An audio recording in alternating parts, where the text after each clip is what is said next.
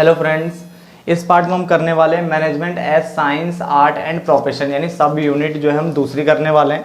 तो फटाफट से खत्म कर लेते हैं। देखो मैंने बना के रख दिया है। तो यहाँ पे है management as science art and profession. तो साइंस की अगर हम बात करते हैं तो साइंस इसलिए, देखो मैनेजमेंट को साइंस भी बोला जाता है, इसने बोला आर्ट भी बोला जाता है और प्रोफेशन भी बोला जाता है। तो कैसे और क्यों? तो यहाँ पे देखो साइंस की अगर हम बात करें तो साइंस में ना कोई भी चीज़ अगर आपको ना निकालनी होती है, कोई चीज़ अगर आपको, ठीक है, आपको एक्सपेरिमेंट करना होता है, उसके बाद अगर आप किसी चीज़ को बोलते हो कि ये चीज़ ऐसी है, ठीक है, तो उस चीज़ को करने के लिए भी ना पहले आपके पास क्या होनी चाहिए? नॉलेज होनी चाहिए। तो उसने बोला यहाँ पे सिस्टमाइज्ड बॉडी ऑफ नॉलेज की बात करी, ठीक है, यानी आपके पास नॉलेज होनी चाहिए। नंबर 2 पे ये कह रहा है कि जो भी चीज़ होती है ना साइंस में, जो भी चीज़ निकलती है वो क्या एक्सपेरिमेंट पे बेस्ड होती है, यानी जितने भी प्रिंसिपल्स होते हैं उसके बेस्ड होते हैं एक्सपेरिमेंट पे। और मैनेजमेंट में भी जितने प्रिंसिपल होते हैं वो भी बेस्ड होते हैं एक्सपेरिमेंट, यानी पहले उनको देखा जाता है, अप्लाई किया जाता है, उसके बाद लगता है कि हाँ ये सही है, तो फिर वो प्रिंसिपल का पार्ट बन जाता है। आगे लिखा हुआ है, और जो एक बार एक्सपेरिमेंट से अगर मान लो कि जैसा अभी हम कोविड की वैक्सीन ही चल रहा है, अगर उसका एक्सपेरिमेंट होने पे लगा था और अब जाकर के अगर वो बन गई है, पूरी प्रॉपर तरीके से बन गई है, तो वो उसकी यूनिवर्सल वैलिडिटी हो जाएगी, यानी वो कहीं भी लगाई जा सकती है, यूज की जा सकती है। तो बिल्कुल सेम वैसे कॉन्सेप्ट है। तो साइंस के लिए इसने बोला सिस्टमाइज्ड बॉडी ऑफ नॉलेज, यानी पहले नॉलेज होनी चाहिए, एक्सपेरिमेंट करना पड़ेगा क्योंकि प्रिंसिपल जो होते हैं बेस्ड होते हैं किस पे? एक्सपेरिमेंट पे बेस्ड होते हैं, और उनकी क्या होती है? यूनिवर्सल। एक बार अगर वो सही घोषित हो गए तो उसका मतलब उनकी यूनिवर्सल वैलिडिटी हो जाती है, कहीं भी वो मान्य होते हैं। बट इसको परफेक्ट साइंस नहीं बोलते हैं, मैनेजमेंट को परफेक्ट साइंस नहीं बोलते हैं, ये आपको याद रखना पड़ेगा पेपर के लिए कि मैनेजमेंट को परफेक्ट साइंस नहीं बोलते हैं, इसको अप्लाइड साइंस, इनएग्जैक्ट साइंस या सॉफ्ट साइंस बोलते हैं। क्या बोलते हैं? अप्लाइड, इनएग्जैक्ट या सॉफ्ट साइंस बोलते हैं। क्योंकि जो इसके प्रिंसिपल्स हैं, its principles provides necessary guidance to the manager, क्योंकि जो मैनेजमेंट के जो प्रिंसिपल्स है वो क्या करते हैं? वो गाइडेंस प्रोवाइड करते हैं, यानी जो जरूरी गाइडेंस है वो प्रोवाइड करते हैं। किसको? मैनेजर्स को प्रोवाइड करते हैं। तो साइंस में हमने इतना ही पढ़ना है कि साइंस हम इसलिए कहते हैं कि देखो साइंस में क्या देखने को मिलता है? Body of knowledge, systemised body of knowledge, यानी नॉलेज होनी चाहिए, एक्सपेरिमेंट पे बेस्ड होते हैं प्रिंसिपल्स, और उनकी यूनिवर्सल वैलिडिटी होती है। एक बार एक्सपेरिमेंट सही हो गया तो यूनिवर्सल वैलिडिटी होती है। मगर इसको परफेक्ट साइंस नहीं बोलते हैं, इसको अप्लाइड या इनएग्जैक्ट या सॉफ्ट साइंस बोलते हैं। क्योंकि इसके जो प्रिंसिपल्स होते हैं, जो मैनेजमेंट के जो प्रिंसिपल्स होते हैं, वो क्या करते हैं? प्रोवाइड करते हैं नेसेसरी गाइडेंस, यानी गाइडेंस देते हैं। किसको? मैनेजर्स को देते हैं कि किस तरह से वो रन कर सकते हैं किसको? ऑर्गेनाइजेशन को सही तरीके से। उसके अलावा हमारे पास इसको आर्ट क्यों बोला जाता है? आर्ट इसलिए बोला जाता है, देखो अगर इसको इस तरह से याद रखो कि मान लो आपको कहीं पे ड्राइंग करनी है, यानी आपको कुछ, ठीक है, कहीं पे कुछ चीज बनानी है तो सबसे पहले अगर आप बनाओगे तो पहले उसके दिमाग में ना आपका उसको थ्योरेटिकल क्या होनी चाहिए? थोड़ी सी उसके बारे में पता होना चाहिए। तो उसने बोला एग्जिस्टेंस ऑफ थ्योरेटिकल नॉलेज, यानी आपके दिमाग में पहले थ्योरेटिकल नॉलेज होनी चाहिए। मान लो आपको बनाना है, किसी कबूतर की फोटो बनानी है, तो आपके पहले दिमाग में वो चित्र होना चाहिए, यानी थ्योरेटिकल नॉलेज होनी चाहिए। और फिर उसको आप क्या करोगे? अप्लाई करोगे, यानी एप्लीकेशन, पर्सनलाइज्ड एप्लीकेशन, यानी इसको अप्लाई करोगे पेपर पे। और जैसे आप अप्लाई करोगे तो एक बार में कबूतर तो बनने वाला है नहीं, आपको प्रैक्टिस करनी पड़ेगी। तो उसने बोला based on practice and creativity, यानी आपकी क्रिएटिविटी और प्रैक्टिस पे ये क्या होता है? बेस्ड होता है आर्ट। तो सेम वैसे यहाँ पे भी पढ़ना है। एग्जिस्टेंस ऑफ थ्योरेटिकल नॉलेज, सबसे पहले दिमाग में थ्योरेटिकल नॉलेज यानी उसके बारे में पता होना चाहिए, उसको फिर अप्लाई करोगे, यानी पर्सनलाइज्ड एप्लीकेशन की बात करोगे। और एक बार में कभी भी ड्राइंग ढंग से नहीं बनती है, वो बेस्ड होती है किसके ऊपर? प्रैक्टिस एंड क्रिएटिविटी पे। तो सेम ऐसे ही मैनेजमेंट को बोला गया है कि वो बेस्ड होता है प्रैक्टिस एंड क्रिएटिविटी पे। क्यों? इसने बोला ये हेल्प करता है, इसको आर्ट इसलिए बोलते हैं क्योंकि हेल्प करता है मैनेजर की to face every type of situation successfully, कि किसी भी तरह की सिचुएशन आ जाए ऑर्गेनाइजेशन में, वो उसको सक्सेसफुली क्या कर लेंगे? फेस कर लेंगे, वो सक्सेसफुली से फेस कर लेंगे, इसलिए इसको आर्ट बोला जाता है। तो 2 पॉइंट हमारे क्लियर होते हैं, साइंस और art.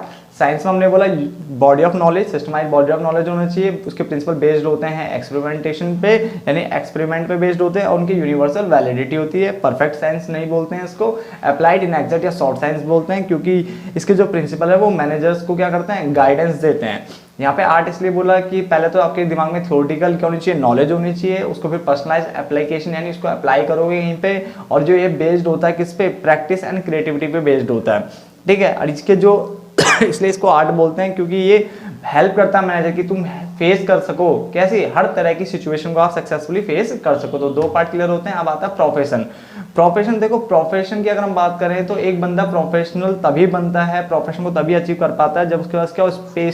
Special knowledge and skill हो। क्या हो? स्पेशल नॉलेज एंड स्किल हो। अगर किसी बंदे के पास स्पेशल नॉलेज एंड स्किल है, ठीक है, तो हम उसको प्रोफेशन के उसके अंदर रखते हैं, ठीक है। साथ ही साथ उसको डिग्री भी, यानी उस चीज के रेलेवेंट डिग्री भी उसको क्या है? हासिल करनी होती है साथ ही साथ, ठीक है। तो अब लिखा हुआ है इसमें हम इसको प्रोफेशन, मैनेजमेंट को प्रोफेशन क्यों बोल रहे हैं, क्योंकि देखो यहाँ पे लिखा well defined body of knowledge.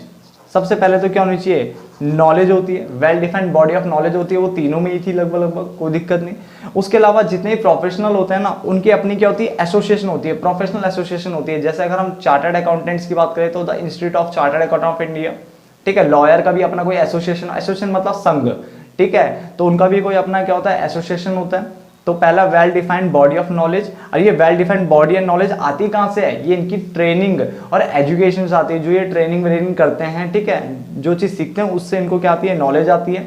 दूसरा प्रोफेशनल एसोसिएशन की बात करते हैं, डन।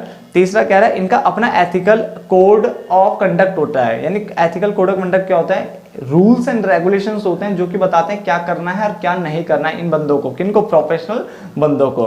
साथ में रिस्ट्रिक्टेड एंट्री, ये रिस्ट्रिक्टेड एंट्री इसलिए लिखा है कि हर कोई यहाँ पे नहीं जा सकता, ठीक है। इसके लिए आपके पास डिग्री होनी चाहिए, ठीक है, उस प्रोफेशन से रिलेटेड। अगर आपके पास डिग्री है तो ही आप यहाँ एंट्री कर सकते हो। तो प्रोफेशन में इसने बोला well defined body of knowledge, यानी नॉलेज ये अचीव होगी आपकी एजुकेशन साथ साथ ट्रेनिंग से। दूसरा इनका अपना एसोसिएशन होता है, संघ होता है, डन। तीसरा एथिकल कोड ऑफ कंडक्ट, यानी इनके अपने रूल्स एंड रेगुलेशंस होते हैं प्रोफेशन के।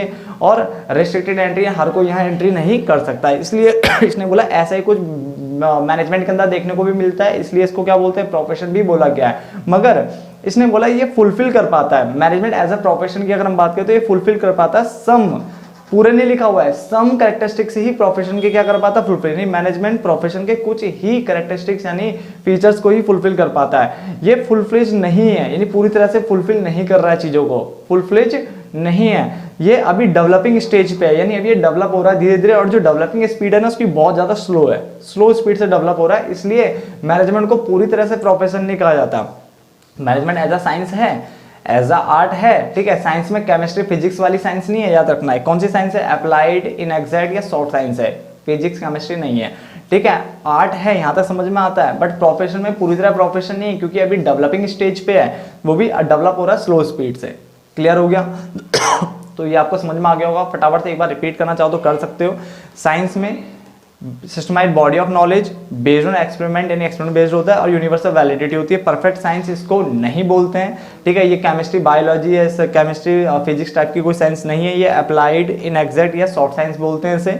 आर्ट में अगर बोलूँ तो इसमें भी क्या पहले थ्योरेटिकल नॉलेज का होना जरूरी है, फिर उसको आप अप्लाई करते हो कहीं पे। और ये जो होती है आर्ट जो होती है वो बेस्ड होती है प्रैक्टिस एंड क्रिएटिविटी पे, इसलिए मैनेजमेंट को भी कुछ ऐसा ही बताया गया है, डन। ताकि मैनेजर हेल्प कर सके, ये मैनेजर की हेल्प कर सके, मैनेजमेंट की हेल्प कर सके कि हर तरह की सिचुएशन ये आराम से फेस कर सकें, ठीक है, सक्सेसफुली। प्रोफेशन इसलिए बोला इन्होंने कि प्रोफेशन में क्या होता है, हमने बोला कि सबसे पहले तो बॉडी ऑफ नॉलेज, यानी well defined body of knowledge होती है इनके पास, इनका अपना एसोसिएशन होता है, संघ होता है, साथ साथ इनके अपने रूल्स एंड रेगुलेशन होता है, एथिकल कोड ऑफ कंडक्ट होते हैं, और रिस्ट्रिक्टेड एंट्री, हर कोई यहाँ एंट्री नहीं ले सकता। मगर ये कुछ ही कैरेक्टरिस्टिक्स प्रोफेशन मैनेजमेंट जो कुछ ही कैरेक्टरिस्टिक्स को क्या पूरा कर पाता है, पूरा फुल फ्लेज पूरा नहीं हुआ है, ये डेवलपिंग स्टेज पे इस, और डेवलपमेंट की जो स्पीड है इसकी, ठीक है, वो बहुत स्लो है। तो इसलिए मैनेजमेंट को पूरी तरह से प्रोफेशन नहीं कहा जाता, डन। तो आपका ये साइंस आर्ट प्रोफेशन वाला कॉन्सेप्ट भी खत्म होता है। इस वीडियो को यहीं पे खत्म करते हैं, डन। तो अगर आपको पसंद आ रही हो प्लीज़ वीडियो को लाइक, शेयर एंड सब्सक्राइब करना ना भूले। थैंक यू दोस्तों।